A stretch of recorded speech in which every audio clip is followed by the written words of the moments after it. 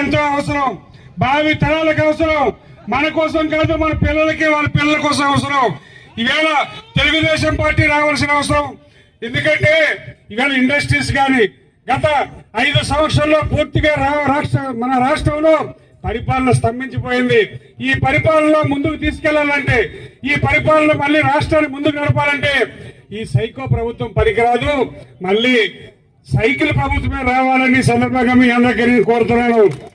Cycle ప్రభుత్వం చంద్రబాబు నాయుడు, పవన్ కళ్యాణ్, మరి BJP కలిపి మనం ముందుకెళ్తే మనకి అడ్డే ఉండదు. మన సైకిల్ ప్రభుత్వం వస్తుంది.